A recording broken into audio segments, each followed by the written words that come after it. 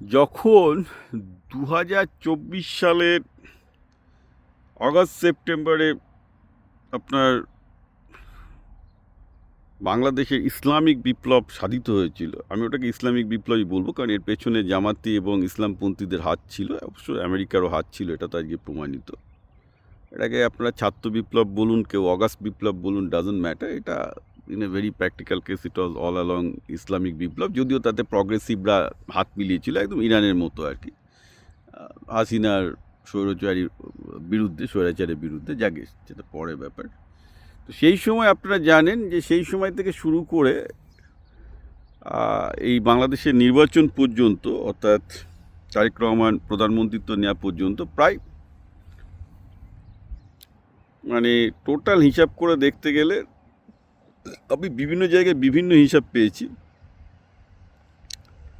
যে সময় বাংলাদেশ মানে ওই অগাস্ট বিপ্লবটা হলো, তার নেক্সট 7 দিনে টোটাল প্রায় আমার যতদূর মনে আছে 300-র কাছাকাছি হিন্দুকে মেরে ফেলা হয়েছিল। তো সেইগুলো নিয়ে আমি তখন অ্যাক্টিভলি লেখালেখি করতাম। আমার ফেসবুকে তখন দেখবেন আমি তখন ভিডিও করি না, তো লিখছি। তখন বাংলা থেকে যেহেতু আমার প্রচুর বন্ধু ফলোয়ার আছে, তারা বলছেন যে না, এটা অ্যাকচুয়ালি হিন্দুদের মারা হচ্ছে, কারণ তারা আওয়ামী লীগের ছিল, তারা শেখ হাসিনার সাপোর্টার ছিল। এর মধ্যে আমার মনে আছে একটা কমিউনিস্ট নেতাকে পুরো কীভাবে বিভৎসভাবে মেরেছিল, থানার পুলিশ হিন্দু বলে মার খেয়েছে, পুরো মানে কেটে পুরো মানে লাঠি দিয়েছে আর কি। পুরো দীপু দাসের যে হত্যাকাণ্ড দেখছেন, তখন ওখানে ওরকম গোটা 300টা দীপু দাস হয়েছিল। কিন্তু তখন ফর সাম রিজন বাংলাদেশের এই খবরগুলো এত ক্যাওস চলছে, কেউ দেখেনি আর কি।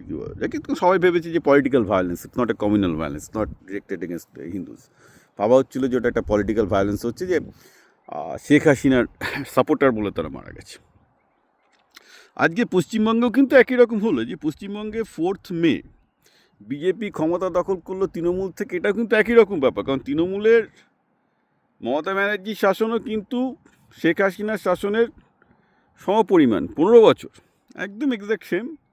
দুজনাই ইলিগেলি, বেআইনিভাবে সংবিধান ব্রেক করে স্বৈরতন্ত্র চালিয়েছে, এবং দুজনের প্রতি তার সংখ্যাগরিষ্ঠ জনগণের ভীষণ ক্ষোভ। শেখ হাসিনার প্রতি যেমন ক্ষোভ ছিল, মমতা ব্যানার্জির প্রতিও তেমন ক্ষোভ ছিল। এবং উভয় ক্ষেত্রে, শেখ হাসিনার ক্ষেত্রে যেমন হিন্দুরা শেখ হাসিনার পেছনে একছত্র সাপোর্ট দিয়েছিল, তেমন মমতা ব্যানার্জির ক্ষেত্রে পশ্চিমবঙ্গের মুসলমানরা মমতা ব্যানার্জির পেছনে একছত্র ছিল, মানে একদম ওভার 93% মেজরিটি, রাইট? কিন্তু 4th মের এই পরিবর্তনের পর আমি আমার বাংলাদেশি বন্ধুদের প্রশ্ন করব, তখন আপনারা বলেছিলেন যে হিন্দুদের মেরে ফেলা হচ্ছিল কারণ তারা আওয়ামী লীগের সাপোর্টার বলে।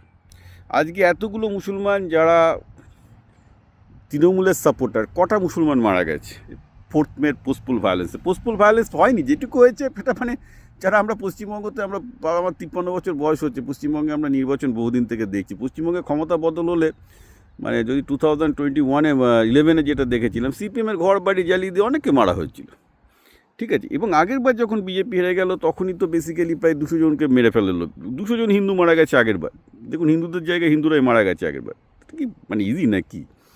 এইবার কিন্তু এতগুলো মারা যাওয়ার পরও কিন্তু কোনো হিন্দু বলছে না যে প্রতিশোধ নিতে হবে, বরং বিজেপি বারবার করে বলছে কোনো প্রতিশোধ বা কোনো কিছু নেওয়া চলবে না।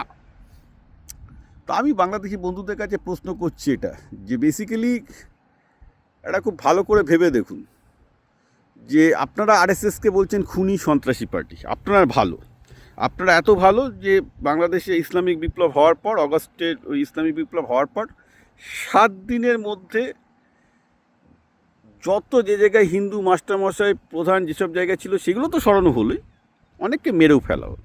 অনেককে মানে কয়েকশো লোককে মারা হয়েছিল, কয়েকশো হিন্দুকে মারা হয়েছিল। মানছি যে কয়েক হাজার মুসলমানও মারা গেছিলো। বাইরে আই নট সে যে কয়েক হাজার মুসলমান মারা যায়নি, আমি এটাও বলবো না কি আওয়ামী লীগের প্রতি রাগ ছিল না, কিন্তু স্পেসিফিক্যালি ভয়ঙ্কর কাজ হয়েছে, প্রায় 250 জনের কাছাকাছি। আজকে কিন্তু দেখুন, তৃণমূলের 1-2 জন মারা যেতে পারে ম্যাক্সিমাম, তারাও হিন্দুই মারা গেছে। বিজেপির আরও বেশি মারা গেছে, একটা মুসলমানের গায়ে এখনও হাত ওঠেনি, ঠিক আছে? কয়েকজন মুসলমানের দোকান চুকাল সামান্য একটু ভাঙা গেছে, which is very minor compare to the scale. মানে আমরা বিজেপি আগেরবার যখন হারে 2021-এ, তার তুলনায় কিছুই না বলতে গেলে। সো প্রশ্ন হচ্ছে, আমি তাও বলবো নিন্দা করছি, তাও সেই ভায়োলেন্স যেটুকু হয়েছে তৃণমূলের এগেনস্টে, আপনার ইউটিউব চ্যানেলে যান, আমি সেটাও নিন্দা করবো যেটুকু হয়েছে। কিন্তু প্লিজ, বাংলাদেশের পলিটিক্যাল ভোলাটাইলিটির সাথে ভারতের পলিটিক্যাল ভোলাটাইলিটি, আর আপনারা বলেন না যে ভারতবর্ষে মুসলমানরা নির্যাতিত, তো আপনি পশ্চিমবঙ্গে চোখ খুলে দেখুন আর নিজের সাথে কম্পেয়ার করুন। যে যখন স্বৈরাচারীর পতন হলো বাংলাদেশে, তখন আপনারা হিন্দুদের কীভাবে ট্রিট করেছিলেন, 250 হিন্দু কীভাবে মারা গেছিলো 7 দিনের মধ্যে, কি নৃশংসভাবে মারা হয়েছিল প্রত্যেকটা লোককে। আর এইখানে দেখুন আজকে একইভাবে স্বৈরাচারী মমতাকে স্মরণ হয়েছে। স্বৈরাচারী মমতার পেছনে 100% 93% মুসলমানদের সাপোর্টার ছিল, কিন্তু দেখুন তাদের গায়ে কেউ হাত দিয়েছে কিনা। আমি তো বলছি 2-1টা দোকান ম্যাক্সিমাম হয়তো ভাঙচুর হয়েছে। সো প্লিজ, যখনই আপনারা বলেন যে দুই দেশে মাইনরিটিরা নির্যাতিত, ইটস নট ইকুইভ্যালেন্ট। নির্যাতিত মানছি, আমি মানছি পশ্চিমবঙ্গ মাইনরিটিদের ডেফিনেটলি অনেক অপারেশন আছে, সেটা অন্য লেভেলে। ডিসক্রিমিনেশন তো ডেফিনেটলি আছে, মুসলমানদের এগেনস্টে যে ডিসক্রিমিনেশন নিয়ে আমি বলবো না, আমি তো ফার্স্ট ওয়ান বলবো যে পশ্চিমবঙ্গে মুসলমানদের এগেনস্টে ডিসক্রিমিনেশন আছে, সেটা আমি 100% বলি। কিন্তু বাংলাদেশে মাইনরিটিদের উপর, হিন্দু মাইনরিটির উপর যেরকম ভায়োলেন্স হয়, তার সাথে পশ্চিমবঙ্গে যদি বলেন যে মুসলমানদের উপর ভায়োলেন্স হয় বা discriminate, this is absurd theory. এবং এই জিনিসটাই কিন্তু সিপিএম থেকে শুরু করে কংগ্রেস এসব মুখস্থর মতো আওড়ায়, বাংলাদেশের বুদ্ধিজীবীরা আওড়ায়, হুইচ ইজ টোটাল ননসেন্স, যার জন্য এদের বিশ্বাসযোগ্যতা কিছু নেই।